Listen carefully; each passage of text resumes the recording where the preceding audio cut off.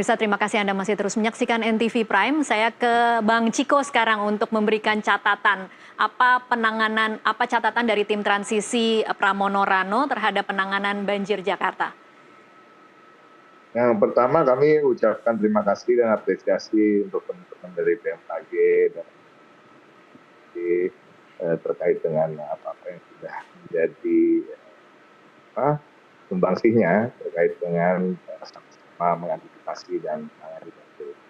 Yang kedua, tentu bagi kami di tim transisi maupun juga bagi Mas Pram dan Bang Dul yang sampai hari ini belum juga dilantik dan belum definitif sebagai gubernur dan wakil gubernur, bukan tempatnya bahwa kami evaluasi atau hal-hal yang sifatnya mengkritisi bahkan, tapi lebih memberikan masukan-masukan untuk teman-teman di SKPD yang terkait, dinas bawah air dan dinas yang lain, untuk bagaimana ke depan supaya bisa lebih masif lagi effortnya dalam menangani banjir tadi. Seperti tadi disampaikan oleh rekan dari BMKG bahwa ada informasi-informasi awal yang seharusnya bisa diantisipasi lebih baik. Nah, kita mencatat bahwa memang kemampuan dari peralatan atau infrastruktur Pemprov DKI Jakarta untuk menangani banjir ini sebenarnya tidak sepadan dengan apa yang menjadi kondisinya. Tidak sepadannya seperti apa, Bang Ciko? Jadi artinya dengan kondisi curah hujan di atas 150 mm misalnya, itu kita tidak mampu menangani banjir itu. Artinya terkait dengan peralatan, terkait dengan infrastruktur lain.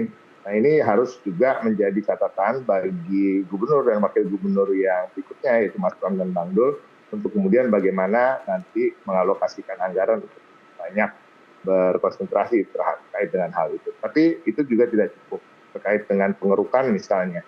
Kami memahami bahwa selalu dilakukan pengerukan itu sungai, tetapi rasa-rasanya di pemerintahan yang berikutnya ini akan lebih masif lagi. Bahkan akan dilakukan bukan hanya menjelang musim hujan, tetapi juga harus dilakukan selama musim kemarau.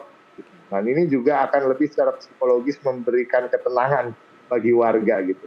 Terkait dengan banjir itu sendiri kan memang Jakarta ini kita nggak bisa menampik bahwa secanggih apapun nanti, semampu apapun nanti Mas Pram dan Bang Dul untuk bisa menanggulanginya, banjir itu pasti akan terjadi. Jadi banyak sekali situasi alam sekarang yang memang tidak bisa dihindari. Kita bicara soal pemanasan global misalnya, kota pesisir yang menghadap tantangan naiknya muka air laut.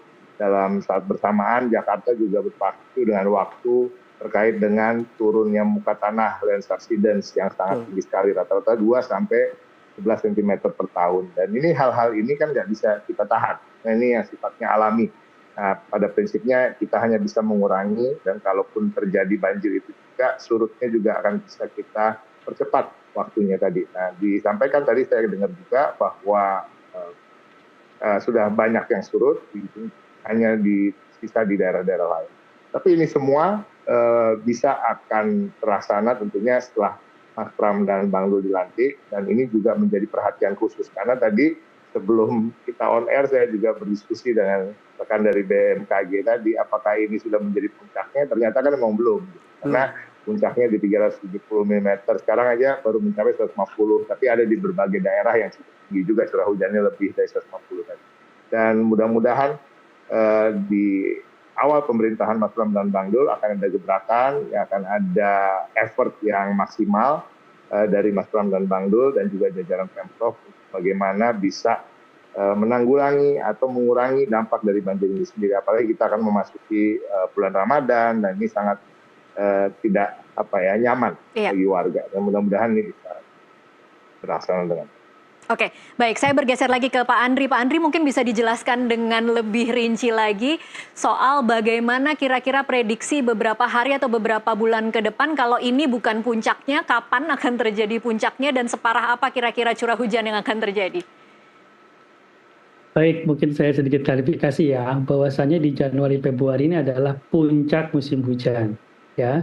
Dan ini kemarin akhir Januari sudah terbukti nih, sudah mencapai 260 terakhir ya, 264 kalau tidak salah, nanti saya cek data bentar ya, 264 milimeter per hari. Ini catatan tertinggi setelah kejadian 2020 377 milimeter. Ini tercatat di stasiun BMKG di Cengkareng.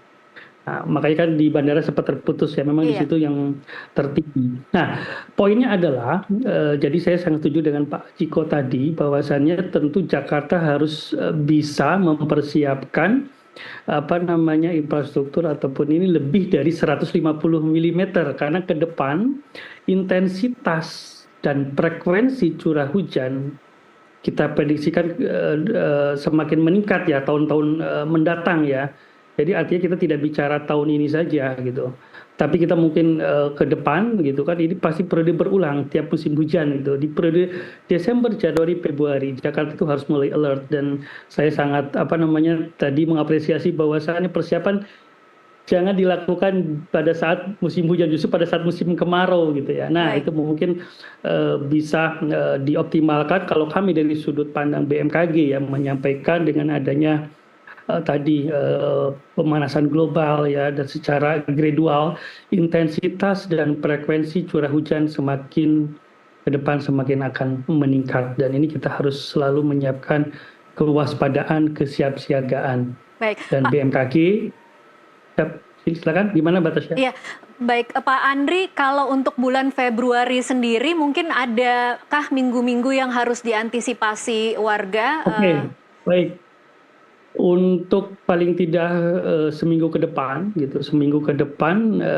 ini trennya sudah mulai menurun ya, tidak se ekstrim tanggal 28-30 sudah menurun, tetapi nanti kita lihat di minggu kedua, ketiga ya, dan keempat, karena secara pola karakteristik hujannya itu Februari itu masih tinggi prediksi klimatologisnya. Cuman apakah itu akan dikeluarkan dalam 1-2 hari atau dicicil gitu, misalkan oke. sehingga Februari. Jadi secara bulanannya itu kan masih belum masih puncak musim hujan, tetapi kita terus pantau dalam skala dinamika hariannya. Nah, ada curah hujan yang memang misalkan sangat ekstrim, harusnya misalkan ini kan sampai 264 mm, biasanya itu 1 bulan, atau 300 mm 1 bulan itu ini dalam 1 hari. Oke. Nah, poinnya adalah ini kita belum selesai masa musim hujan, namun minggu depan memang ada tren menurun, tapi ini kita pantau di minggu ketiga, minggu keempat, dan kami sangat baik sekali koordinasi dengan teman-teman dari pemerintah DKI saat ini ya, dan saya mungkin mengkonfirmasi bahwasan kita ada real time data Pak Ciko, ini sangat bagus ya, bisa diteruskan Pak. Jadi artinya ini best practice antar instansi, masing-masing data saling real time ya, data radar BMKG, data pengamatan BMKG dapat secara real time dimonitor oleh teman-teman di comment centernya BPBD ya, sehingga ini juga dapat tadi melakukan langkah-langkah mitigasi, paling tidak meminimalisir korban jiwa. Dan ini yang paling penting saya kira. Tadi Pak Johan juga sangat masif ya, early warning-nya di bantaran-bantaran sungai, begitu melihat dari data radar BMKG potensi semakin meningkat, dan ini saya kira yang paling penting untuk kita selamatkan masyarakat untuk menghindari korban jiwa. Demikian. Baik. Ya. Baik, kita akan break lagi sejenak, pemirsa tetaplah bersama NTV Prime.